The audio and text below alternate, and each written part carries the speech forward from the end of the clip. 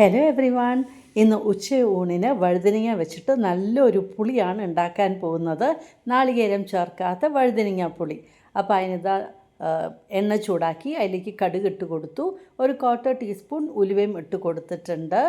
ഉലുവ ഒന്ന് മൂത്ത് വരുമ്പോൾ നമുക്ക് ഒരു സവാള ആഡ് ചെയ്ത് കൊടുക്കാം. പിന്നെ ഒരു പച്ചമുളക്, ഒരു 4 വെളുത്തുള്ളി, ഒരു പീസ് ഓഫ് ജിഞ്ചർ ചെറുതായിട്ട് ചോപ്പ് ചെയ്തത്, പിന്നെ കരിവേപ്പിലയും ആഡ് ചെയ്യണം. എന്നിട്ട് നന്നായിട്ടൊന്ന് വഴറ്റി കൊടുക്കാം. നമ്മുടെ ഉള്ളിയൊക്കെ ഒന്ന് സോഫ്റ്റ് ആയാൽ മതി. ഇനിയിപ്പോൾ ഇതാ കരിവേപ്പിലയും ആഡ് ചെയ്ത് കൊടുത്തു. ഇനിയിപ്പോൾ നമുക്ക് പൊടികളൊക്കെ ആഡ് ചെയ്യാം. ഇത് ശരിക്കും നല്ല ടേസ്റ്റി പുളിയാണ്. ഇതുപോലെ ഒന്ന് ഉണ്ടാക്കി നോക്കൂ. നമ്മൾ വെണ്ടയ്ക്ക പുളി ഉണ്ടാക്കുന്ന പോലെ തന്നെ ബ്രിഞ്ചോൾ വെച്ചിട്ട്, നമ്മുടെ വഴുതനങ്ങ വെച്ചിട്ട് പുളി. ഇപ്പോൾ ഒരു 1/4 ടീസ്പൂൺ ടേമറിക് പൗഡർ ആഡ് ചെയ്ത് കൊടുത്തു. പിന്നെ ഒരു 1/2 ടീസ്പൂൺ ചില്ലി പൗഡർ, ഇല്ലെങ്കിൽ 3/4 ടീസ്പൂൺ നമ്മുടെ എരിവിനനുസരിച്ച് ആഡ് ചെയ്ത് കൊടുക്കാം. പിന്നെ ഒരു 2 ടീസ്പൂൺ കൊറിയാൻഡർ പൗഡറും ആഡ് ചെയ്ത് കൊടുത്തിട്ടുണ്ട്. ഇനി പൊടികളൊക്കെ നമുക്ക് നന്നായിട്ടൊന്ന് വഴറ്റി കൊടുക്കണം. അതിൻ്റെ പച്ച മണമൊക്കെ പോകണം. അതുവരെ നമുക്കൊന്ന് നന്നായിട്ടൊന്ന് വഴറ്റി കൊടുക്കാം. ഇതിലിപ്പോൾ നാളികേരമൊന്നും നമ്മൾ ചേർക്കുന്നില്ല. പുളിവെള്ളവും ഞാൻ എന്താ സോക്കാനായിട്ട് വെച്ചിട്ടുണ്ട്. വഴുതനങ്ങ അതാ ചെറുതായിട്ടാണ് കട്ട് ചെയ്ത് വെച്ചിരിക്കുന്നത്. ഇപ്പോൾ വഴുതനങ്ങ ആഡ് ചെയ്ത് കൊടുക്കാം.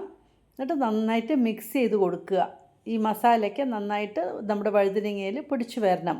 വേഗം വേകുകയും ചെയ്യും. വഴുതനങ്ങ ഒരു സോഫ്റ്റ് വെജിറ്റബിൾ അല്ലേ, അപ്പോൾ വേഗം വേകുകയും ചെയ്യും.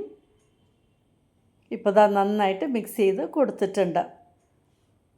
നമ്മുടെ പുളി ഇതാ ഞാൻ വെള്ളത്തിലിട്ടത് ഇനി പിഴിഞ്ഞെടുത്ത് വയ്ക്കാൻ പോവാണ്.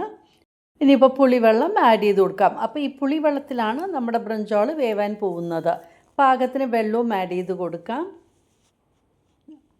അപ്പോൾ നമ്മുടെ വഴുതനങ്ങയ്ക്ക് ഒന്ന് വെള്ളത്തിൽ മുങ്ങിക്കിടക്കുന്നത് പോലെ. അപ്പോൾ വെള്ളവും ആഡ് ചെയ്ത് കൊടുക്കാം. പാകത്തിന് ഉപ്പും ചേർക്കണം.